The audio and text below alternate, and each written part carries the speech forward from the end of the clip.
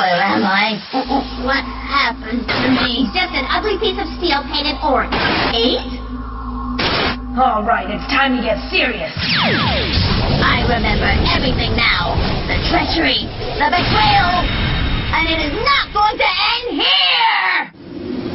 A butler is one who serves. A butler is one who dedicates himself to his master or mistress, a loyal guardian and confidant who supports them through thick and thin and everything in between. And so we present to you this thrilling tale, a story about combat, about battle, about a boy who must fight the forces of evil and risk his life for a girl. What was that voice? It was like a metallic scream of suffering. Sci-fi thriller episode, go!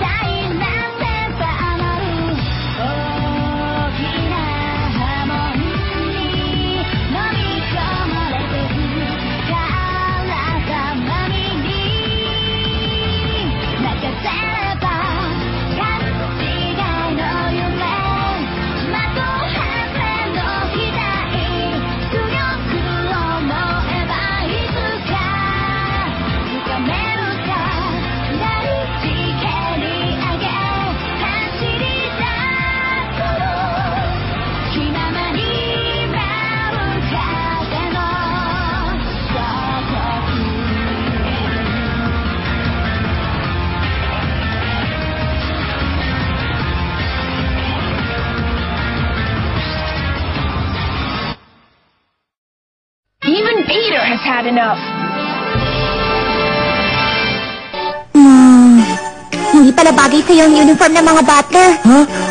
Bakit mo naman nasabi yan? Balak mo ba akong bihisa ng... Tama! Super Bowl pose! Hindi pa sa ngayon. Next time na lang siguro. Ha? Next time? Kung gano'n, naka-schedule na ako para mag-crossplay sa mga susunod na araw. Ano bang iniisip ko? Oo naman, huwag ka mag-alala. Depende sa magiging ratings, baka i-postpone mo na yun at gawin na mas maaga. Pero bago yun, may kailangan tayong unahin. Pupunta tayo ngayon sa amusement park, kaya naisip kong yan ang tamang outfit na dapat mong isuot. Sa amusement park? Ganun na nga, kaya oras na para bihisan ka. Tulungan mo ako, Maria! Okay. Teka, sandali lang! Ayaw naman mag-face mag-isa eh! Oh, ayan, mas bagay pala sa'yo ang ganyang damit. Hindi naman kailangan bihisan niyo pa ako. Hindi na ako bata. Mas mukha ka ng teenager sa suot mo. Siguro dapat mas madalas kang magsuot ng ganyan kasi mas bagay sa edad mo. Tara, umalis na tayo, Hayate. Okay. Nagi, yung sombrero mo. Sandali, Lady Nagi. Okay lang bang lumabas ka para pumunta sa amusement park? Bakit naman? Kasi naisip ko lang itanong yon. Di ba isa kang hikikomori? Wag mo kakahuling na eksapon ng ating social epidemic. Pero hindi ka naman sanay umalis ng bahay, di ba? Para kang sira. Ano pa kasi yung iniisip mo? Sino bang may sabi sa'yo kailangan kong umalis ng bahay para makapunta sa amusement park?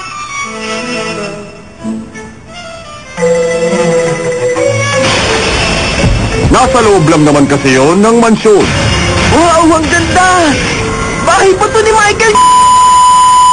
Hoy! Sam, hindi ko na kailangan pa lumabas ng bahay, di ba? Grabe talagang hindi mo maikukumpara sa ibang mga asset ng pamilya sa Angeline. Meron din ito sina Izumi at Sako sa mansyon nila.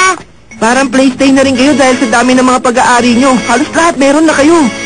Bakit nga pala biglang nagusto mong pumunta dito? Obvious naman, hindi ba? Kasi na may beach class tour tayo, bitin yung oras para makapaglaro ako kasama ka dahil may nangyari nun. Ngayon, konti na lang ang natitira bago magpasukan kaya gusto ko makasama ka habang bakasyon pa. Kasi, ano mo na? Ha? Pero, medyo malungkot sa amusement park na to kasi walang katao-tao. Hello! Kami ang mga kaibigan ng kalikasan! Aba, may bago tayong bisita. Kaibiganin natin siya! Lady Nagi, ano ang mga to? Amusement park to, di ba? Kaya natural lang na may makita ka mga mascot dito. Ako ang kaibigan ng kagubatan dito sa Nagi-Nagiland, si Kit Pastian. Anong klaseng pangalan yan? Matagal na rin mula nung nagkaroon kami ng bisita. Welcome ka rito! Sa totoo lang, Nagpapasalamat ako sa pagdating mo. Salamat sa pagbisita mo! Parang narinig ko yung tunay ng boses. May tanong ko lang, Lady Nagi. Kailan pa ba yun ang huli kang pumunta dito? Sa tingin ko mga 3 taon na. 3 taon? Ay, matagal din yun ah. Kawawa naman yung mga taong nasa loob ng mascot. Walang tao sa loob nito! Pero isa kang mascot. Sabi ng wala eh! Hindi kami basta mascot. Kami ang mga kaibigan ng kaligtasan. Mga kasama!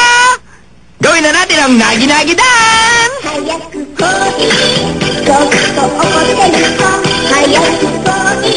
Bakit ka pala nagpatayo na ganitong kalaking amusement park dito sa mansyon? Binigay ito sa akin ng matanda ng birthday ko bilang regalo. Ha? Matanda? Teka, yung taong nakilala ko noon.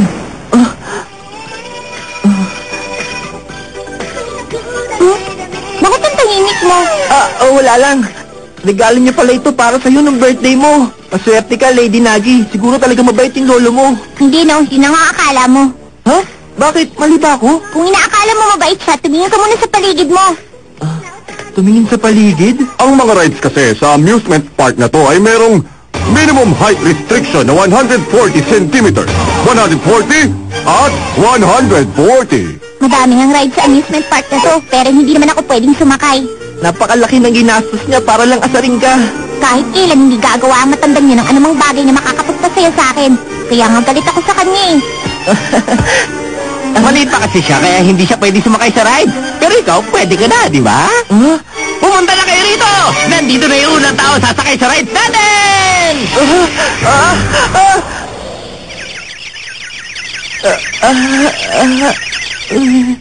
Hayate, okay ka lang ba? Oo, pero mas gusto ko sana yung mas safe na rides. Kung ganon, gusto mo bang subukan ng haunted house? Sa haunted house? O sige ba, wala dun height restriction, kaya pwede ako dun. Ayoko! Bakit naman doon?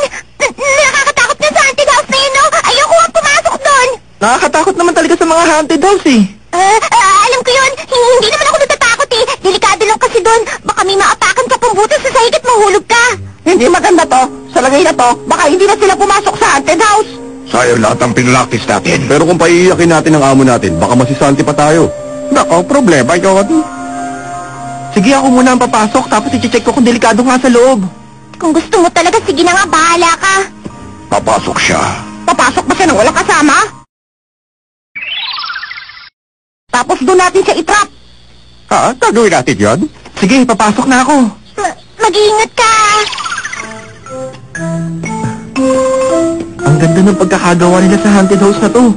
Para talagang totoo. Ang galing nga eh. Mukhang talagang iiyak si Lady Nagi pag pumasok siya dito. Bakit mo ginawa yun? Kasi, trabaho kong takutin ka. Aatakihin ako sa puso sa ginagawa mo eh. Huwag ka mag-alala. Flat blade naman ito eh. Wala naman ako nakikitang blade flat eh. Hayate! Sa ganitong klaseng sitwasyon, dapat payagan akong gamitin ang fighting technique na to. Kailangan ko ng permiso. Drag... Tumate attack! Rosan! Pasensya na, pero hindi mo pwedeng gamitin niya. Delikado yun ah! Ano bang ibig sabihin nito? Nagkukunwari ka nga na aksidente yun, pero paano totohanan na yung pag-atake mo? Bakit ka kaya? Isa lang ang dahilan. Dahil meron akong matinding sama ng loob sa'yo! Ikaw? Pasensya na, pero sino ka ba? Hindi mo na makakaalala kung sino ako! Sorry, hindi ko nga alam kung sino ka eh. Saka bakit ka naman nagtatago ng sama ng loob sa akin? Hindi kita mapapatawad! Ngayon, hindi mo na ako nakikita kung ganito kadilim dito, no? Andiyan na ako sa tabi mo! Nakasar naman! Makakatagal ka pa ba? Binuksan na namin ang ilaw dito sa loob para hindi matakot si Miss Nagi! Oo nga, hindi naman ko nakakatakot. Hayate, ligtas ka. Oo. Oh? Ano yan? Hindi ko alam kung bakit may ganyan dito, pero napakapangit ng robot na yan. Ikaw! Lady Nagi! Umilag ka! Ikaw, Hapna, kabago-bago mo pa lang dito. Pasaway ka na, ha? Ano? Kumayo ka ngayon! Pakita mo yabang mo! Ano? Salita ka! Sino ka talaga? Ha? Ikaw, partner na baon sa utang! Tandaan mo ang araw na to! Papalagaan kita para mag-ikati ako sa'yo! Oh, ano bang problema ng robot na yun? Ewan ko. Lady Nagi, Oo. halika na. Summer vacation naman ngayon eh. Mag-enjoy ka lang sa amusement park hanggang gusto mo. Hayate! Sige, tara na!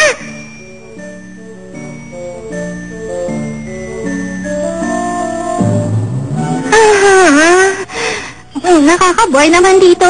Walang pumupunta ang customer kahit isa. Summer vacation naman, kaya umaasa akong baka makita ko si Hayate kung magtatrabaho ako dito. Wish ko lang naman na magkita kami ulit. Ay. Hayate, dali, bilisan mo! Doon naman tayo pumunta sa merry-go-round! Sige, Lady Nagi. Hay, ang pag-ibig ay tungkol din sa pagkukrus ng landas. Itutuloy sa Part D.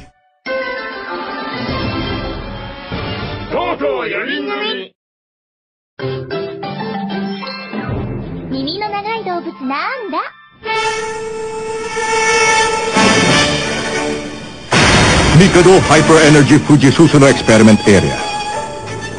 Handa na ang lahat. Sisimulan na natin ang test para sa bagong nursing robot na papangalanan nating 9. Contact! I-activate mo na yung robot! Activate!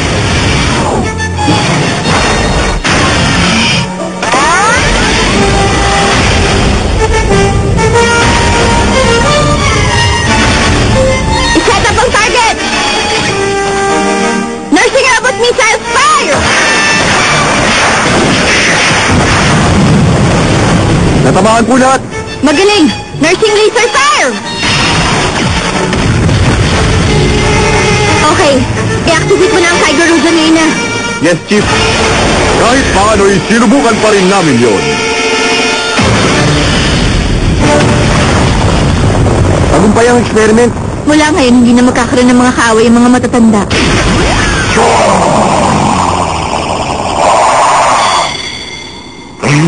Chief, may unidentified object na papalapit kay Nayan at sobrang bilis nito. Unidentified object? Masyadong maliit para malaman kung ano ito. 9! Huliin mo siya!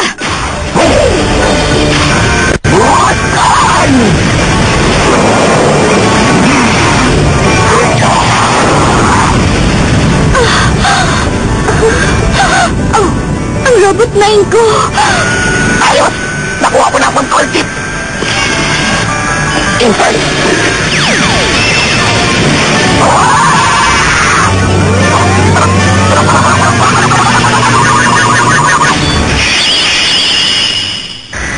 Wala nang laban sa akin ngayon yung miserableng bastard mo kaun sa utang! Ay, ikaw! Anong klaseng robot ka? Ano kang ba niyang nagpadala sa'yo para maging espiya? Miss Bakimura, bakit pati ikaw? Nakalimutan mo na rin kung sino ako! Bumalik ka dito! Yung robot na yun, mukhang pamilyar siya sa akin. Ayoko na ng ganito! Miss Bakimura, hintayin mo lang ako! May pagpapalaki mo rin ako! Maria, ang saya talaga ng araw ko ngayon. Hindi ko ito makakalimutan. Parang action star si Hayate. Tapakit ka lang! Wala kang kapagod-pagod! Buti naman. Sobrang nag-enjoy din si Hayate. Nagiging magaan din palang loob mo pag gumagawa ka ng pabor para maging masaya ang iba. Di ba, Maria? Oo naman, naiintindihan kita. Sige na, magpahinga ka na. Okay lang kaya si Hayate? Binigyan ko na siya ng first aid na kailangan niya. Wala na akong lakas. Naging puting abo na ako. Oh! Pagkakataon ko na ito, susunggaban ko na siya ngayon. Wala na siyang lakas pagkatapos. Oh. Akin siya! Ako ang patapos sa kanya! Ikaw yung robot na gulo kanina! Kilala kita!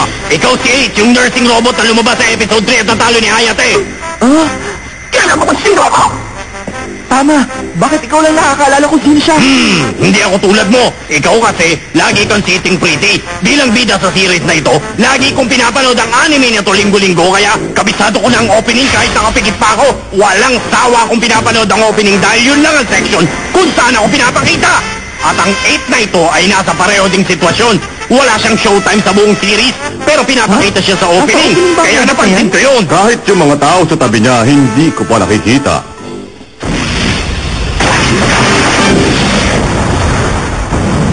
Ang ingay mukhang puno ng aksyon sa labas. Ano bang nangyayari? Si Hayate na lang ang bahala doon. Huwag ka mag-alala, nasa kondisyon sa ngayon. Bakit ka ba maghihigante? Kung tutuusin, ikaw naman talaga ang may kasalanan kung bakit ka nawala ng kontrol. Tumahimik ka! Wala nang natalo ko ako noon! Nawala na sa akin na lahat! Ikaw ang dapat sisiyahin! 8. Dapat ikaw ang maging pinakamagaling na nursing robot sa buong mundo. Paulit-ulit akong sumayalim sa mga experimental test para maabot ko ang standard ng scientist na nagdevelop sa akin. Sobrang boring nun, pero ginawa ko pa rin ang lahat ng mga kaya ko dahil... Okay ka lang? Konti na lang to. Dahil nasa tabi ko siya. 8! Ang galing mo! Isa kang cool na robot! 8! Talunin mo si Vandal, ha? Siya ang lahat para sa akin. Pero isang araw... Ano? Natalo si 8 ng isang patpating lalaki? Miserable pa ang pagkatalo niya. Hindi effective ang nursing robot missiles ko. Sige, ito-terminate ko ng development. Kung sa bagay, hindi naman natin dapat i-ask sa robot ang lahat eh. At saka hindi na maganda ang design at functions ng robot na yun. Wala nang natira sa akin mula nang mangyari yun. Pagkatapos yung tinapon ako bilang non-compatible trash. May sariling mundo si Keith at palilimutin din siya. Kaya madali nga akong nakalimutan.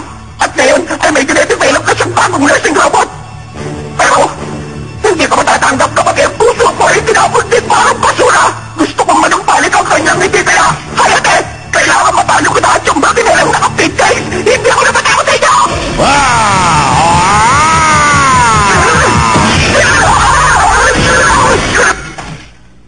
Paano nangyari yun? Ikaw talampit sa bahay na ito! Tumahimik ka! Wala akong pakialam kung anong gusto mo gawin sa katabi kong miserable, gusgusin at patpatin butler na baon sa utang. Pero hindi ko mapapatawad ang sino mang manakit sa amo ko. Alam kong ang amo ko ay madamot, may pagkamaldita at sarili lang ang iniisip. Hindi siya papayag kung hindi masusunod ang gusto niya. At hindi niya aaminin ang mga pagkakamali niya. Akala niya ay playground lamang ang mundo. Mataray siya at may pagkamayabang, pero takot naman siyang matulog na mag-isa gabi-gabi. Pinagdidiinan niyang malakas siya at athletic, pero ang totoo ay lang pa naman siya. Kahit ganun siya nagligtas ng buhay ko. Ang problema ba, Nagi? Ewan ko, pero pakiramdam ko pinag-uusapan ako at may hindi magandang sinasabi tungkol sa akin. Dudurugin ko ang kaaway ng amo ko. Maging sino man o ano man ito. Sandali lang. Hayate, ano ka ba? Umalis ka dyan! Hangal ka ba? O protektahan mo ba yan kahit na sinusubukan ka na niyang patayin? Alam ko kung anong pakiramdam ng iwan ka at kalimutan na mahal mo sa buhay. Pero maswerte tayo. Dahil may isang taong nagligtas sa atin. At siya ang dahilan kung bakit tayo nandito ngayon. Naintindihan mo rin yun, di ba tama? Ikaw din pala. Naiintindihan mo kung anong nararamdaman ko't pinagdaanan ko? Oo, dahil pareho din tayo ng sitwasyong pinagdaanan. Iyon pala eh. Kung naiintindihan mo ang nararamdaman ko, Hayate, magpatalo ka sa akin ngayon! Narinig mo yun? Lalong lumalakas yung ingay. Ayon sa report mula sa security guard, yung nursing robot ay nagbalik para magiganti at ngayon ay nagugulo na siya dito. Nagi, sigurado ka bang hindi na siya kailangan? Natalo na siya noong Hayate, kaya siguradong matatalo niya uli yun. Pero nag-upgrade na siya sa version 8.1 at nag-power up pa. 8.1? Para nagdagdag lang ng 0.1 eh. Ibale, lumalaban si Hayate para sa akin kaya gagawin niyang lahat para ipagtanggol ako. Kaya huwag ka mag-alala. Sana lang hindi siya masunog at tuluyang maging abo. Upgraded person ako ngayon! At ipapakita ko sa iyo ang bago kong ultimate attack! Mosquito attack! Medyo, malam mo kasi dito pag summer, importante ang katol para hindi kagatin ng lamok ang aalagaan ni Abe at makatulog na mahimbing. Quits na lang kaya tayo. Alam mo naman siguro na hindi ka mananalo gamit yan. Tumahimik kayo! Kailangan kong makuha ulit ang atensyon niya! 8! Ang boses na yun! Si Kirip! Ikaw nga! 8, buti na lang nakita kita dito. Alam ko na kung sino ka. Naalala na kita ngayon. Kung ganun, bakit mo ang hinarap? Isa mo na akong iniwan ang kinalimutan! Patawarin mo ko, pero mali ang inaakala mo. Meron lang maliit na pagkakamali nun. Kirip! Naging pabaya ako, tinapon kita bilang non-combustible trash. Sorry, sana mapatawad mo ko sa ginawa ko. Nagkamali ako. Sorry talaga. Okay lang yun. Alam mo kasi, 8, hindi ka pala may tuturing na non-combustible trash. Grabe, nakakayak na to. Oo nga. Dahil isa kang oversized trash. Excuse me. Ma'am, kami po yung pinatawag niyo. Kayo na pong bahala dito. Ito ba yun? Pakitapon na lang po. May batas kasi dito sa waste segregation. May classification ng iba't ibang klase na basura tapos nire-recycle ang mga electronic device. Pagkakasarado lang po yung basura at tapos sa tamang bakirahan. Sige, pasensya na sa abala. Maswerte tayo dahil si Lady Nagi ang nakapulot sa atin. Pero hindi tong tamang paraan para tapusin ng lahat. Kailangan natin gumawa ng paraan para iligtas eh. Pero paano natin gagawin yun? Ipaubaya mo na sa akin lahat. Si Miss Makimura ba to? Hello, ako to, si Nagi Zanzilin. Makinig ka. Huwag mong sisirain yung obsolete mong robot ha. Yun lang ang gusto kong sabihin. Oo. O, kaboses ko ba siya? Hindi ko alam na kaya mo palang gawin yung trick na yon. Hayate! Hayate! Sabihin mo, ginamit mo ba kagabi yung Kamehameha mo para talunin yung robot? Hindi ko pa kayang gawin yan eh. Oo nga pala, bago umalis ng mansyon si 8, Miss Nakimura, pwede ba tayong mag-date? Ano? Mag-date? nagsimula na sa kanyang panibagong buhay si 8. Sa susunod na episode, makakalaban natin ang hari ng lawa para maging champion sa Slimpic.